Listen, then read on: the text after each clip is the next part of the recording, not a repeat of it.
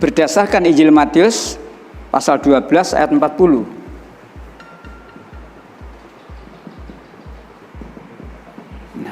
Anak manusia atau Yesus ada di perut bumi. Berapa lamanya?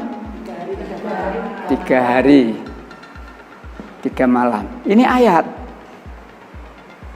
Tidak ketemu ini. Tidak ketemu.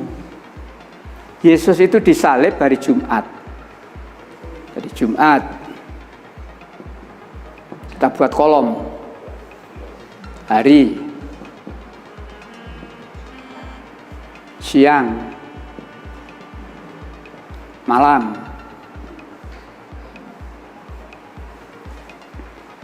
Yesus disalib hari Jumat sore. Berarti siangnya belum masuk di makam. Masih di atas kayu salib. Paham ya? Jadi matinya jam 15 di kayu salib. Diturunkan sudah agak petang. Baru dikubur. Berarti malam sudah berada di kubur. Ini maksud saya. Ya, setelahnya Jumat apa? Sabtu. Karena malamnya sudah dalam kubur, berarti Sabtu pagi, Sabtu siang ada. Sampai Sabtu malam ada. Setelahnya Sabtu, menurut Injil, Minggu.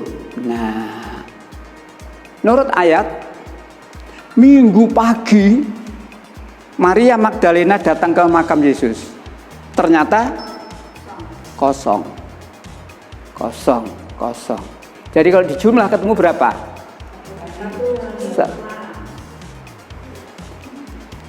Padahal menurut ayat berapa?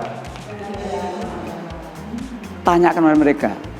Yang harus dirubah ayatnya atau kejadian penyalibannya. Bingung itu. Kesimpulan berarti Injilmu ada yang salah. Kesimpulan berarti Injilmu ada yang salah. Sekarang, mari kita cermati hasil perhitungannya yang menghasilkan 1 hari siang dan 2 malam hari atau 1 hari 2 malam. Dasar perhitungannya menggunakan pendekatan waktu masa kini, yaitu dengan menggunakan asumsi bahwa Jumat dikubur pada malam hari dan pada hari Minggu tidak dihitung karena Yesus sudah bangkit. Adalah sesuatu yang tidak bisa diterima oleh logika keilmuan dalam mengamati peradaban di masa kuno itu dilakukan dengan peradaban masa kini. Pada zaman Yahudi kuno atau pada masa penulisan Alkitab, teknologi waktu seperti jam di masa sekarang ini belumlah ada. Saat ini perhitungan waktu yang lebih detail yaitu di bawah detik telah dapat dilakukan. Sedangkan pada zaman Yahudi kuno, lama waktu paling detail yang mereka pedomani adalah pada tingkat jam, itu pun dengan tingkat keakuratan yang tidak pasti namun lebih bersifat perkiraan. Jadi dalam peradaban mereka, untuk menyatakan pukul 9 pagi disebut dengan frasa, kira-kira jam pertama, atau kira-kira jam kedua, tergantung bagaimana orang tersebut melihat kondisi kemiringan matahari. Titik posisi matahari adalah dasar mereka memperkirakan waktu pada masa itu. Sedangkan W.S.T. Fadil ini melakukan perhitungan itu dengan prinsip matematika dan pendekatan kepastian lainnya yang berlaku dan diakui di negeri ini. Berikut ini perbedaan dari pendekatan tersebut. Pertama, batas ukuran sehari semalam di Indonesia.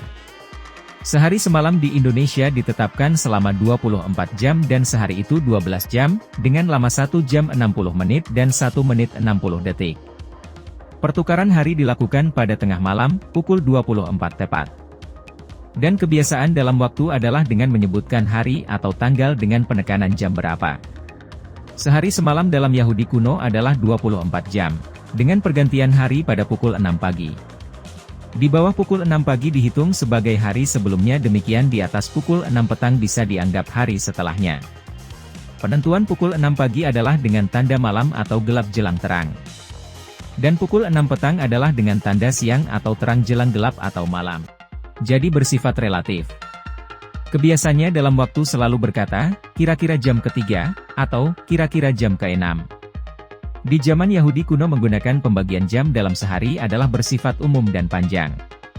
Dari pagi hingga petang, mereka pakai 4 bagian waktu yaitu pukul 9 siang, 12 siang, 3 sore dan 6 petang.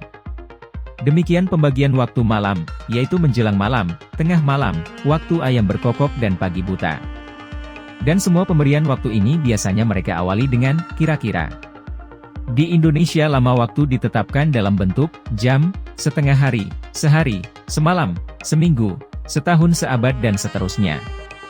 Sedangkan di masa peradaban Yahudi kuno lama waktu ditetapkan dalam dua perkiraan, yaitu frasa, sehari, dan frasa, satu hari satu malam.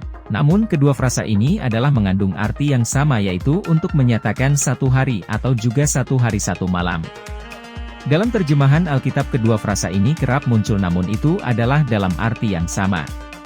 Contoh, oleh satu tokoh di Alkitab menyebutkan Yesus puasa selama 40 hari 40 malam, namun pada sisi lain seorang tokoh lain lagi menyebutkan Yesus puasa selama 40 hari.